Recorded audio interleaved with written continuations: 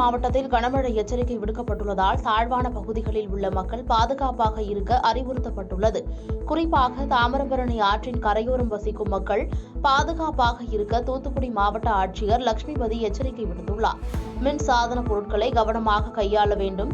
ஸ்ரீவைகுண்டம் அணைக்கட்டு பகுதிகள், களியாவூர் முதல் புன்னக்காயல் வரை உள்ள ஆற்றங்கரையோர மக்கள் பாதுகாப்பாக இருக்கவும் அம்மாவட்ட ஆட்சியர் அறிவுறுத்தியுள்ளார்.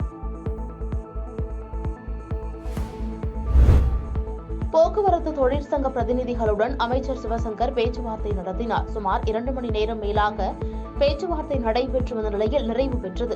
இதுகுறித்து அமைச்சர் சிவசங்கர் கூறுகையில், நாளை மீண்டும் பேச்சுவார்த்தை நடைபெறும் என்றும் வேலை நிறுத்தம் திட்டமிட்டபடி நடைபெறும் என்றார்.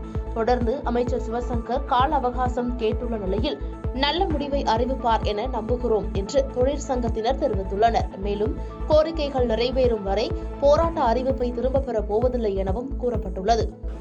அவர்கள் அவருடைய கோரிக்கைகளை வலியுறுத்தியிருக்கிறார்கள். 15வது ஒப்பந்த பேச்சுவார்த்தை விரைவில் துவங்க வேண்டும். பணிபுரிகின்ற பணியாளர்களுடைய அகவிலைப்படி உயர்வை வழங்க வேண்டும். ஓய்வு பெற்ற ஊழியர்களுடைய அகவிலைப்படியை உயர்த்தி தருவதற்கான நடவடிக்கை எடுக்க வேண்டும் என்ற பல்வேறு கோரிக்கைகளை வலியுறுத்தியிருக்கிறார்கள். ஆப்பிரிக்க நாடான சோமாலியாவின் கடற்பகுதியில் லைபீரியா நாட்டை சேர்ந்த சரக்கு கப்பல் ஒன்று சோமாலியா கடல் கொள்ளையர்களால் கடத்தப்பட்டது. இந்த கப்பலில் 15 இந்திய மாலுமிகள் சிக்கியுள்ளதாக தகவல் வெளியானது.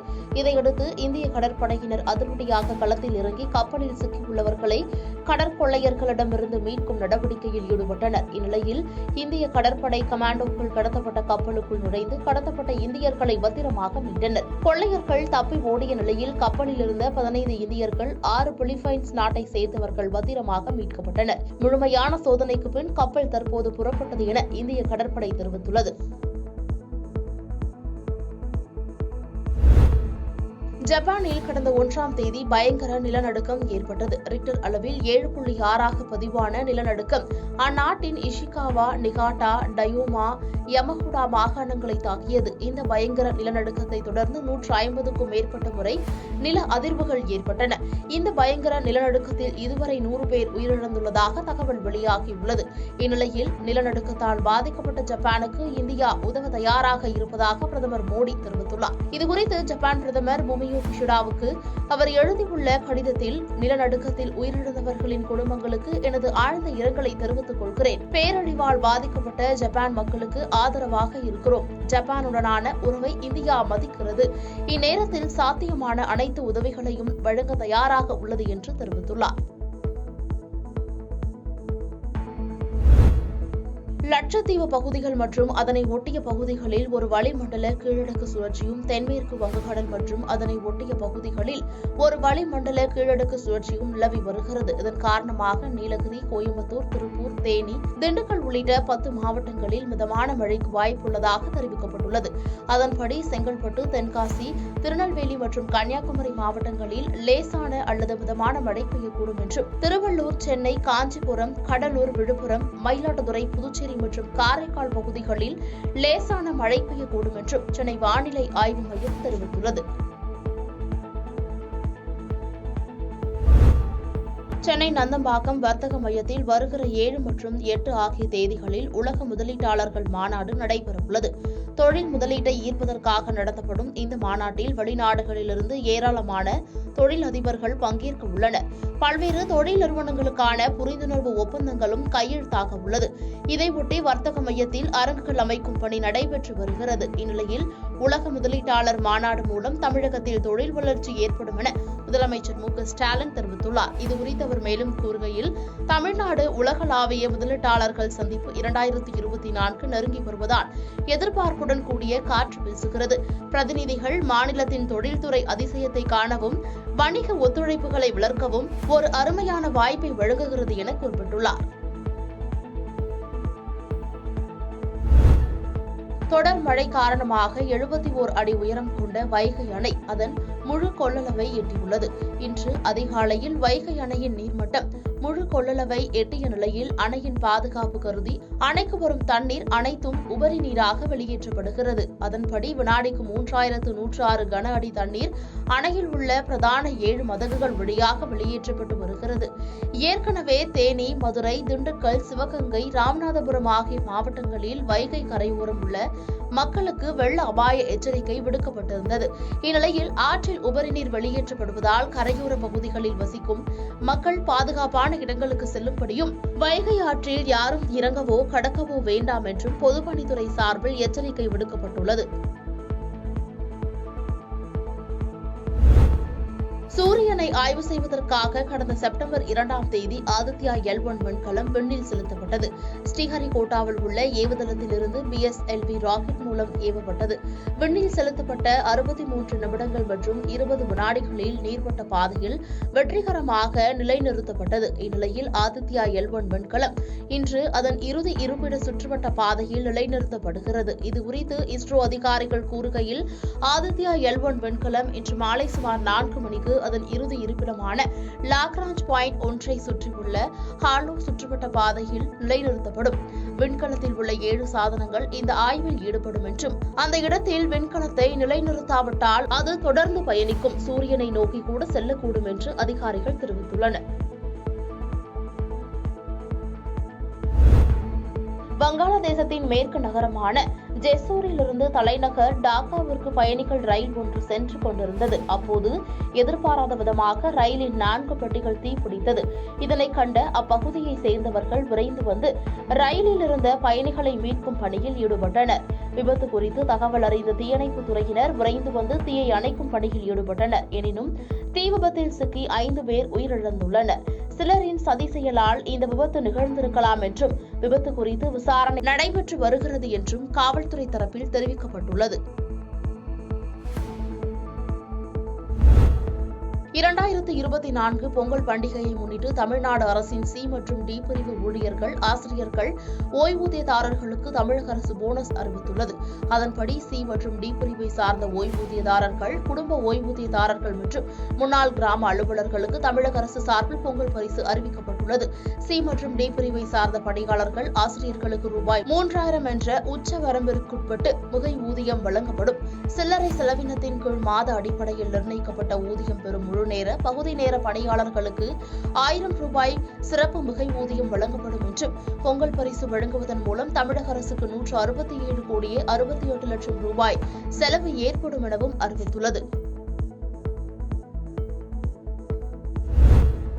தஞ்சாவூர் மாவட்டம் கும்பகோணம் அருகே ஆதனூர் ஊராட்சியில் நபார்டு திட்டம் நிதியில் ரூபாய் 53.50 லட்சம் மதிப்பீட்டில் கட்டி முடிக்கப்பட்ட புதிய கால்நடை மருத்துவமனை திறப்பு விழா நடைபெற்றது.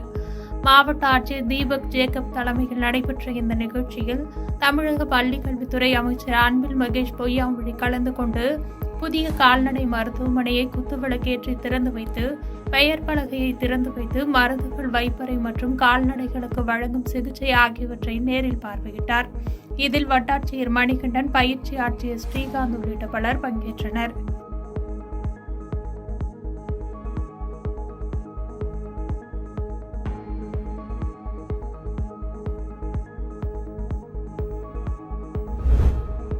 சென்னை எண்ணூர் தாழங்குப்பத்தில் அமைந்துள்ள சமுதாய நலக்கூடத்தில் சமீபத்தில் எண்ணெய் கழிவு மற்றும் அம்மோனியா கசிவு சம்பவத்தை தொடர்ந்து அங்கிருக்கக்கூடிய மக்களுக்கு மருத்துவ முகாமானது நாம் தமிழர் கட்சியினர் சார்பில் ஏற்பாடு செய்யப்பட்டிருந்தது.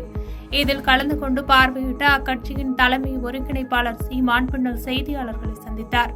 அப்போது பேசிய அவர், கடலூர், தூத்துக்குடி, எண்ணூர் இந்த மண்களில் அரசியல் அதிகார வலிமை இல்லாததால் திட்டமிட்டு இந்த இடத்தில் நச்சு ஆலை உள்ளது என்று கண்டனம் தெரிவித்தார். மேலும் அம்மோனியா மொத்தமாக கசிந்திருந்தால் மொத்த சென்னையும் அல்லவா அழிந்திருக்கும் என்று தெரிவித்த அவர், தண்ணீர் உள்ளே கசிந்ததால் பெரிய ஆபத்து ஏற்படவில்லை என்று தெரிவித்தார்.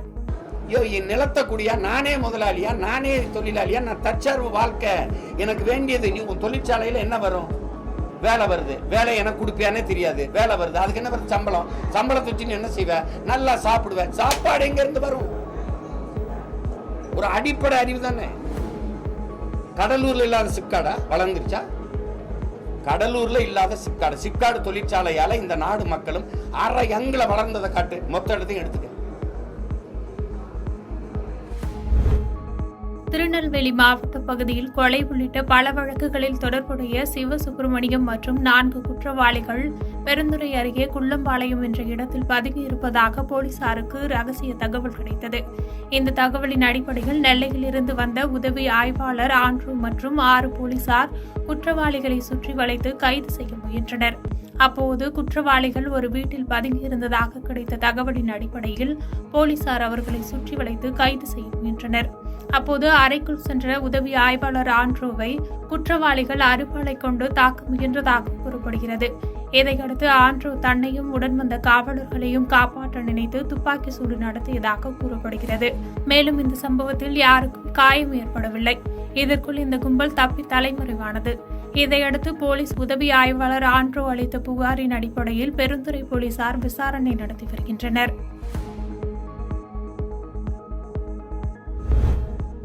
திண்டுக்கல் மாவட்டம் கொடைக்கானலில் வனவிலங்குகள் நடமாட்டம் அதிகமாக உள்ளதால் அவ்வப்போது காட்டு எருமைகள், காட்டுப்பன்றிகள் பொதுமக்கள் வசிக்கும் பகுதியில் வலம் வருவது வாடிக்கையாகியுள்ளது. இந்த நிலையில் வில்பட்டி பிரிவு அருகே நடந்து சென்ற அரசு மகளிர் கல்லூரி மாணவி பிராணந்திகா ஸ்ரீ காட்டுப்பன்றி தாக்கியதில் படுகாயமடைந்தார். அவரை அருகில் இருந்தவர்கள் மீட்டு உடனடியாக கொடைக்கானல் அரசு மருத்துவமனையில் தீவிர சிகிச்சை பிரிவில் அனுமதித்தனர். மேலும் இதுகுறித்து கொடைக்கானல் வனச்சரகர் சிவக்குமார் மருத்துவமனைக்கு விரைந்து அவர்களுக்கு தேவையான மருத்துவ உதவி அளிப்பதாக தெரிவித்துள்ளார். இந்த நிலையில் இதுபோன்று வனவிலங்குகள் நடமாட்டத்தை கட்டுப்படுத்த வனத்துறையினருக்கு பொதுமக்கள் சார்பில் கோரிக்கை வைக்கப்பட்டுள்ளது.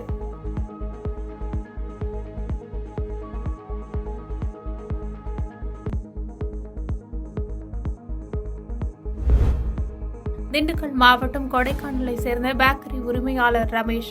இவர் முதலியார்புரம் பகுதியில் வசித்து வருகிறார். இவர் தனது இருசக்கர வாகனத்தை தன் வீட்டின் முன்பு கடந்த மாதம் நிறுத்தி வைத்திருந்த நிலையில் அதிகாலையில் எழுந்து பார்த்தபோது காணாமல் போயுள்ளது.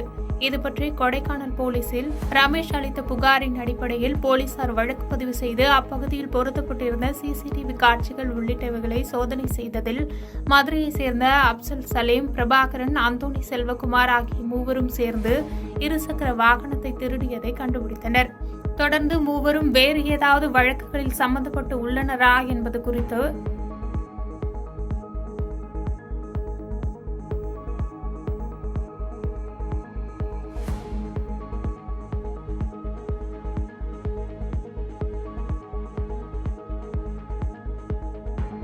பாதகம் செய்பவரை கண்டால் நாம் பயங்கொள்ளலாகாது பாப்பா. மோதி மிதித்து விடு பாப்பா, அவர் முகத்தில் உமிழ்ந்து விடு பாப்பா. அண்மை செய்திகளை உடனுக்குடன் தெரிந்து கொள்ள இணைந்திருங்கள் இயம்நாடு தொலைக்காட்சியுடன்.